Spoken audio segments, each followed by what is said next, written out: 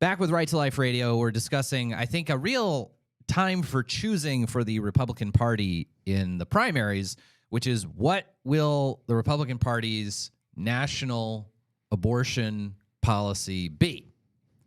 Will it be, we're going to pursue federal laws, federal legislation to limit abortion, to restrict abortion, or we won't? What are we going to do? I feel like we are very much, well, not we, I feel like the Republican Party is very much in a position of not knowing what it thinks, where you go from one senator to another senator. You know, you ask Mitch McConnell, and he seems to have a very different answer from Lindsey Graham. You talk to Donald Trump, and he seems to have a different answer, if he has an answer, if he has a coherent answer. He has a different answer from, say, Ron DeSantis, who I don't know that he's necessarily formulated fully his views on nationwide abortion limitations. You have the votes, the past votes of various members of the House contrasted with their current statements that, oh, no, abortion should be left to the states. So I feel like the Republican Party's in flux. In the meantime, Jonathan, the Democratic Party is not in flux. They are completely committed to nationwide abortion, basically deregulation, making abortion completely legal, all 9 months of pregnancy, any reason, all 50 states, and passing a law, and even abolishing the filibuster rule in the Senate to do that. And I think the stakes of the 2024 election in that sense are pretty huge. Yes. Yeah. To quote our good old friend, the Gipper, from his famous speech in October 1964. Okay. Yes. Oh, the 1964 Barry Goldwater campaign. Yes. His famous speech, A Time for Choosing. Yes. He said, "You and I have a rendezvous with destiny. We will preserve for our children this, the last best hope of man on earth, or we will sentence them to take the last step into 1,000 years of darkness." And then a couple of years later, Reagan signed the first bill in American history legalizing abortion. Yes. But, okay, anyway. Other than that, Mrs. But it Lincoln, is a time for choosing. Yeah. Right. Now, the reason I bring it up is that it is a lot of times we are faced with these very serious speeches. Yeah. That one, as it turns out, even though it was not great that Lyndon Johnson was reelected in 1964, it was not like necessarily the end of the world. Like the fact that Barry Goldwater lost that election was not actually the end of America. No, not really. But I feel like this is a very significant moment, given the stakes of what we're talking about. We're talking about abortion, we're talking about hundreds of thousands of people being killed every year. And the key thing on that, John, is that the real danger for people who are just saying, "Oh, come on, it's just one election." Well, the difference is that up until now, ever since Roe versus Wade, the Republican Party has been a pro-life party. They have been unified and consistent on this. Yeah. The Democrat Party is the one that even winnowing out more and more the various independent, random pro-choice Republicans. Right. To I think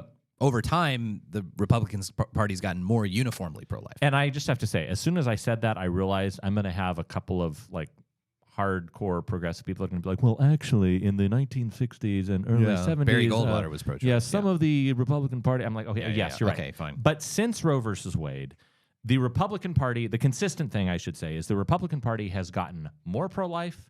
The Democratic Party has gotten more pro-abortion. That is incontrovertible. Right. And the problem is that we are basically now faced with, in our system, because it is a two-party system, and you can argue that you don't like that. You can say, we wish we lived in a multi-party, pluralistic democracy like you have in Israel or in a bunch of countries in Europe. The reality is we just don't have that. Yeah. And at this point, if the Republican Party is not a pro-life party, there will be no pro-life party at the national level. Right.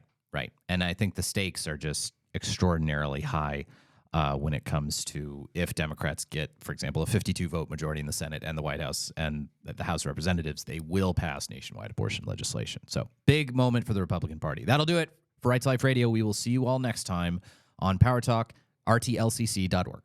Back with Right to Life Radio. This is hour 2. This is the podcast-only version. So hour 2. Yeah, so this is the thing, and this is sort of the thing with Democrats being completely united on the abortion issue, Republicans not being. Like, Biden is on the record in tweets, like before the November 2022 elections, saying we will retain if we retain our majority in the House, and if we pick up enough seats so we have 52 seats in the Senate, we will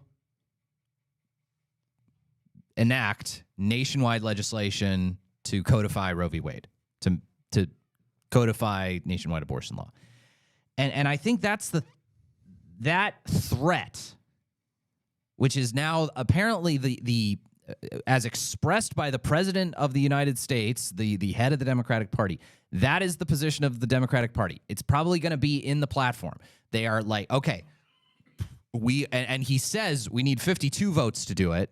Why? Because he's talking about they need to bypass Kristen Sinema and Joe Manchin. That's what they need, because Kristen Sinema and Joe Manchin didn't want to abolish the filibuster rule in the Senate.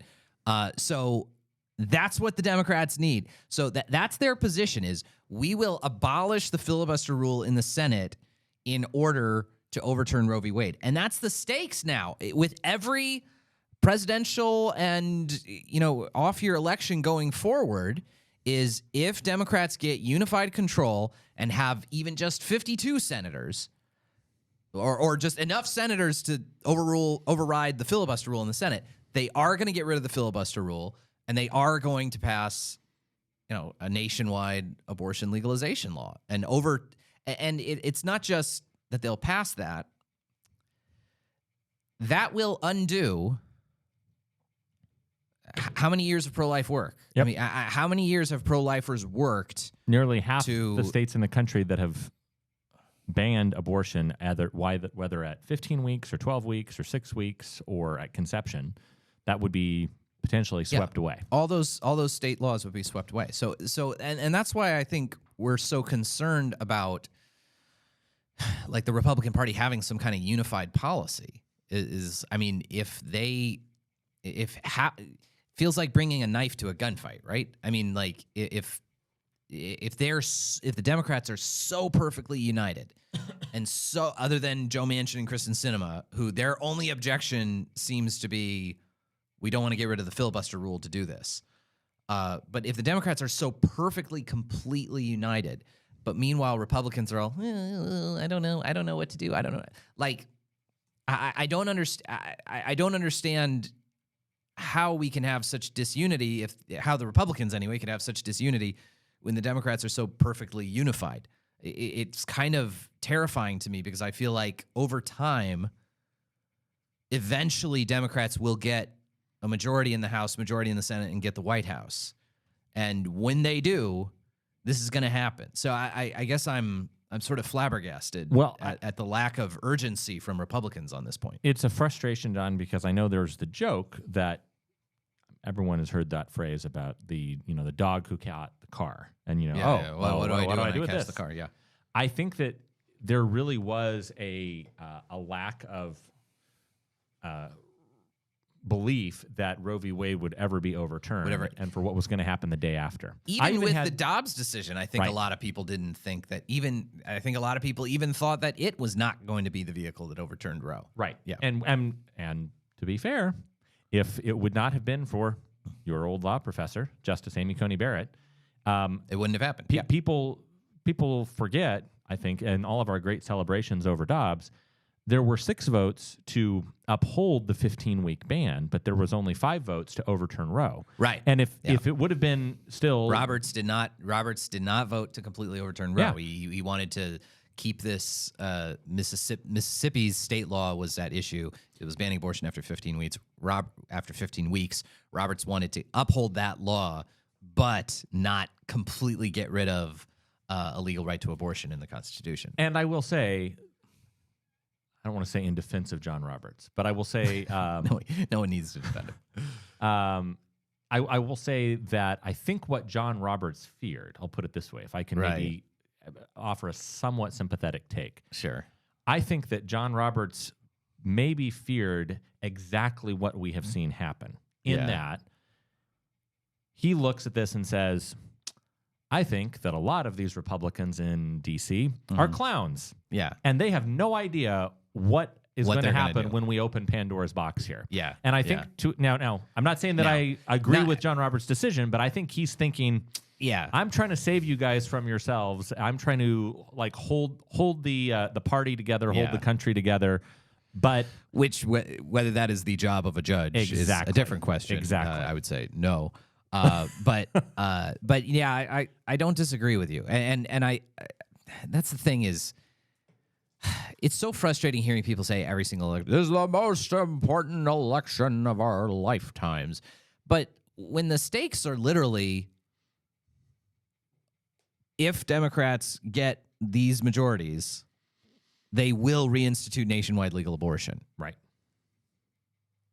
And beyond that, reinstitute legal abortion, pack the Supreme Court, like all this stuff that's, all this stuff that would, again, it would set back the whole pro-life movement by like 50, it would undo 50 years of work.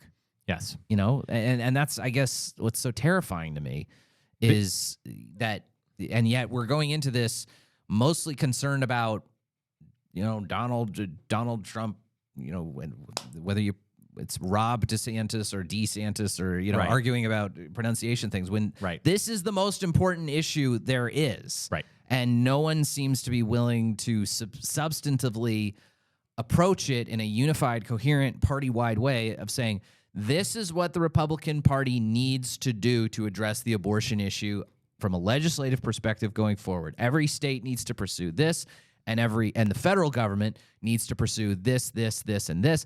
I mean, and just John, policy would be nice. Yes. But and this is the frustration, like we mentioned in the main show, that going back to 2020, the Republican Party did not put together an actual unified platform. Yeah. We essentially had the continuing resolution of policy platforms. It was whatever we said from 2016, no need to update it from over the last 4 years.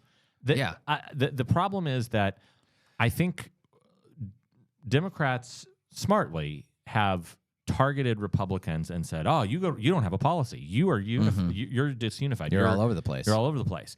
And what essentially it's allowed to happen, it makes them look stronger. It does. Frankly, you mean the it Democrats? makes Democrats look stronger because they actually have this is what we're doing. Right. And I think Republicans, the problem is for so long, the policy was, well, we got to get rid of Roe versus Wade. And then once that's done, then we can address what's going to happen next. Yeah.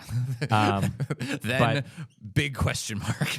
but I think there was this vacuum where a lot of Republicans just thought, look, it'll never actually get overturned. John, I was on stage earlier this week. They don't want it. Probably some of them genuinely did not want, like, some of these guys affiliated with like the Lincoln Project and stuff who were like actually high level Republican making political advisors and operatives, like working for the McCain campaign. Like these were high level guys. And they were like, oh, we didn't think when we nominated Sam Alito that he would actually vote to overturn Roe v. Wade. Like, what are we doing here?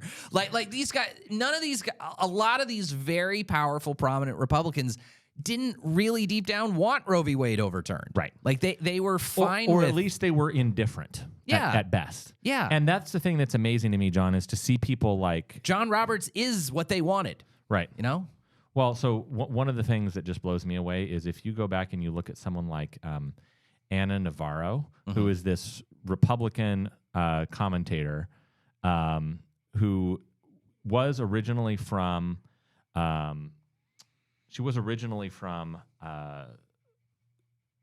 think like I don't know if she was involved with Jeb Bush or what, but she originally was conservative. She was like a Florida Republican. Well, there's a lot of people who, going through Jennifer Rubin from the Washington Post, Bill Kristol, like all these like guys who were all these guys and gals who were like high level Republican opinion makers or policy advisors and things like that, who were said all this pro-life stuff back in the day, and now all of a sudden it's like completely did a 180, and it makes you question like.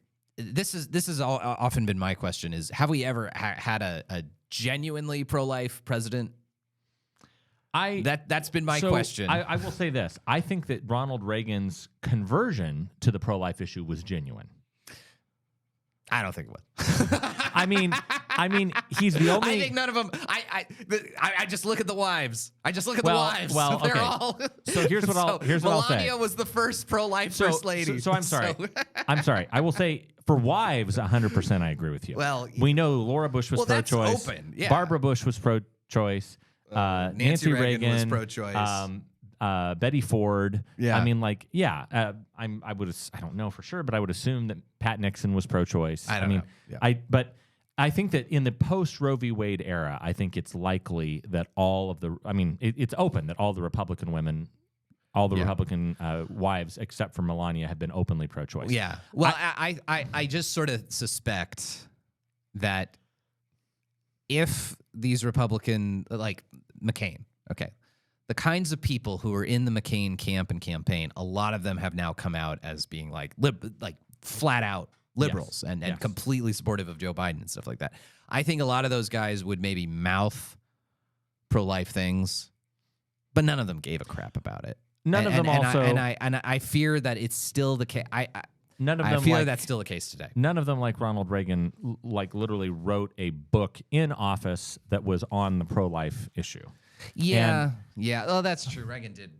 I still am suspicious of Reagan. And you also have to think that in the early 1980s, alienating the whole audience by saying I don't actually know. I don't think Ronald Reagan deep down was actually that pro-life. Yeah, I don't like Reagan. Reagan wasn't pro-life. Yeah. Well, I remember we had a conversation with Molly, who works with us at Right to Life, and Molly's like the nicest, kindest, assumes the best in everybody.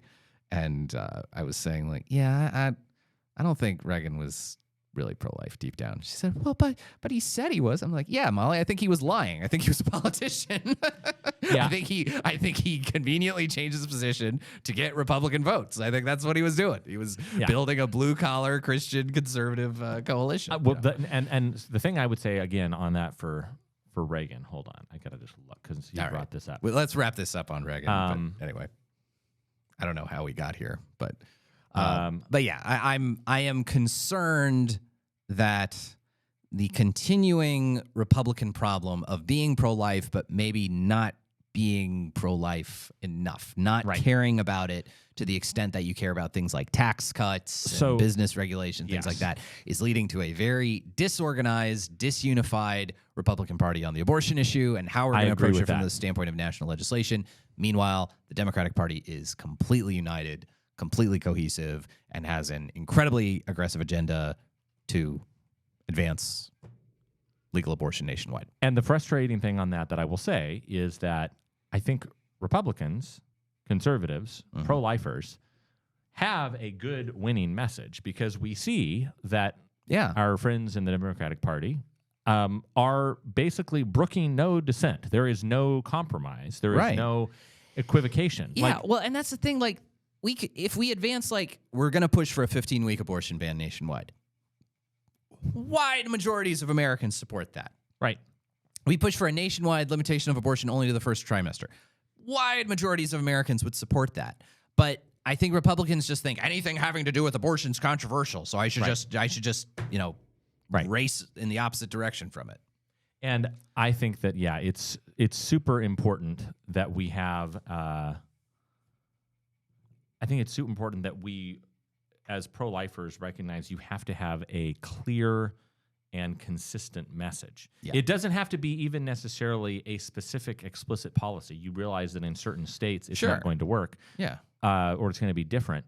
But I do think a winning message, John, is exactly what you've articulated. Is that look, you may think that our policy is extreme, but if your choice is between a 6-week abortion ban or a 60-second before birth abortion ban. Yeah, well, and I think you could formulate some policy of we think abortion is wrong. The policy we will be shooting for between 2024 and 2028 will be nationwide abortion legislation to ban abortion, after fetal heartbeat can be detected at the national level. And short of that, to push for a ban on abortion after the first trimester. Put together some kind of policy, something you can run on, something you can point to as being decisive and clear, instead of what I think we have now, which is everyone's kind of, no one knows what to think. There's no clear leadership in the Republican Party. And I don't think Trump is willing to get into the policy weeds enough or say anything unpopular enough on abortion, because I think a lot of his instincts are still, abortion's controversial. I don't want to touch that. He's sort of the only one who I feel like, since he's the likely nominee, who could kind of give that leadership, and I'm not sure if he's going to. So yeah, at any rate. All right, well, that'll do it for Right to Life Radio for hour 2. See you next time.